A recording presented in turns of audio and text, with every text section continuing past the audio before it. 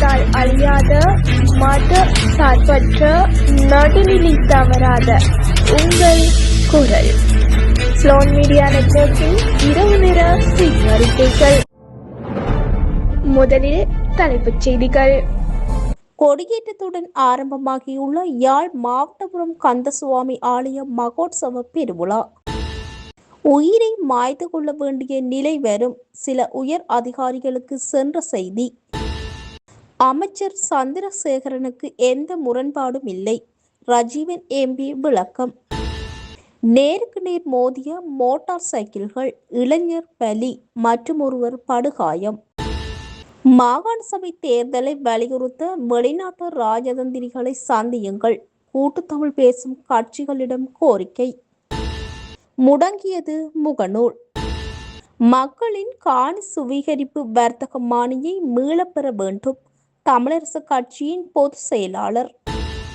நீதியரசர்களின் பதவிக்கால நீடிப்பு தொடர்பில் அரசுக்கு எதிர்க்கட்சி நிபந்தனை.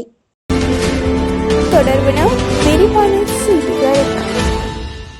வரலாற்று சிறப்புமிக்க யாழ்ப்பாணம் மாவட்டபுரம் கந்தசுவாமி ஆலயத்தின் 2026 மகோற்சவ பெருவிழா இன்று கொடியேற்றத்துடன் பக்திபூர்வமாக ஆரம்பமானது. 25 நாட்கள் நடைபெறும் இவ்விழாவில் ஆகஸ்ட் 11ஆம் தேதி தேர் திருவிழாவும் ஆகஸ்ட் 12ஆம் தேதி கீரிமலையில் தீர்த்த உற்சவமும் நடைபெறவுள்ள நிலையில் உள்நாடு மற்றும் வெளிநாடுகளிலிருந்து ஏராளமான பக்தர்கள் கலந்து கொண்டனர். அரசாங்கத்திற்கு எதிராக வாக்குமூலம் அளிக்கும் சில உயர் அதிகாரிகள் அச்சுறுத்தலுக்கு உள்ளாகி வருவதாக பொதுஜன பெரமுனவின் தேசிய அமைப்பாளர் நாமல் ராஜபக்ச குற்றம் சாட்டியுள்ளார். வாக்குமூலம் பெறும் இடங்களிலேயே நீங்களும் உயிரை மாய்த்து கொள்வீர்கள் என மிரட்டப்படுவதாக தகவல் உள்ளது. இந்த விவகாரம் தொடர்பில் சுயாதீன விசாரணை நடத்தப்பட வேண்டும் எனவும் அவர் தெரிவித்துள்ளார். கடற்தொழில் அமைச்சர் ராமலிங்கம் சந்திரசேகரனுடனோ தேசிய மக்கள் சக்தி கட்சியுடனோ தனக்கு எந்த கருத்து முரண்பாடும் இல்லை என நாடாளுமன்ற உறுப்பினர் ரஜீவன் ஜெயசந்திரமூர்த்தி தெரிவித்துள்ளார்.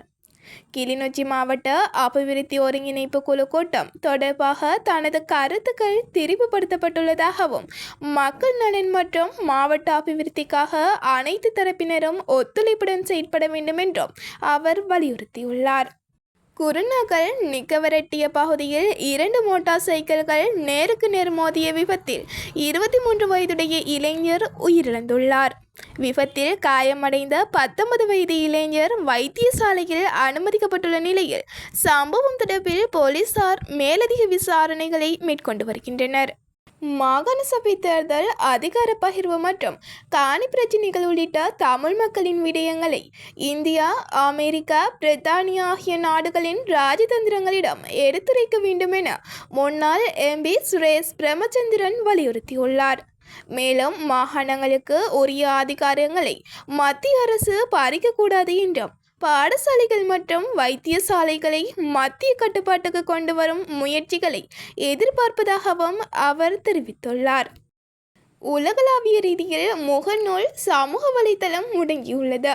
தொழில்நுட்ப கோளாறு காரணமாக இவ்வாறு முகநூல் முடங்கியுள்ளதாக தெரிவிக்கப்பட்டுள்ளது. கணினிகள் ஊடாக முகநூல் சமூக வலைத்தளத்தை பார்வையிட முடியவில்லை. எனினும் ஒரு சில தொலைபேசிகளில் முகநூல் சமூக வலைத்தளம் இயங்குகின்றது.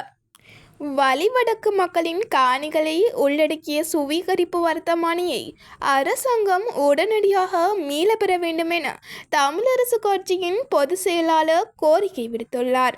மேலும் வலிவடக்கில் கட்டப்பட்டு வரும் இராணுவ வைத்தியசாலைக்கு உரிய அனுமதிகள் பெறப்பட வேண்டும் என்றும் மாகாண சபை தேர்தல், புதிய அரசியல் அமைப்பு மற்றும் காணி உரிமைகள் தொடர்பில் தமிழ் கட்சிகள் இணைந்து செயற்பட இணக்கம் தெரிவித்துள்ளதாகவும் அவர் கூறினார். புதிய அரசமைப்பின் மூலம் மட்டுமே நீதி அரசர்களின் பதவி காலத்தை மாற்ற முடியும். சிலருக்கு மட்டும் பதவிக்காலம் நீடிப்பது சட்டவிரோதமானது என ஐக்கிய மக்கள் சக்தி எம்பி அஜித் பி பெரேரா தெரிவித்துள்ளார். நீதிபதிகள் நியமனம் தாமதப்படுத்துவதால் தகுதியான நீதிபதிகளின் பதவி உயர்வுகள் பாதிக்கப்படுவதாகவும் அரசமைப்பு திருத்தம் மூலம் குறிப்பிட்ட நீதி அரசர்களுக்கு மட்டும் பதவிக்காலம் நீட்டிக்க அரசின் முயற்சிக்கு தமது கட்சி கடும் எதிர்ப்பு தெரிவித்ததாகவும் அவர் கூறினார். இத்துடன் இரவு நேர செய்தி அறிக்கைகள் முடிவடைகின்றன. மீண்டும் சந்திக்கலாம். நன்றி.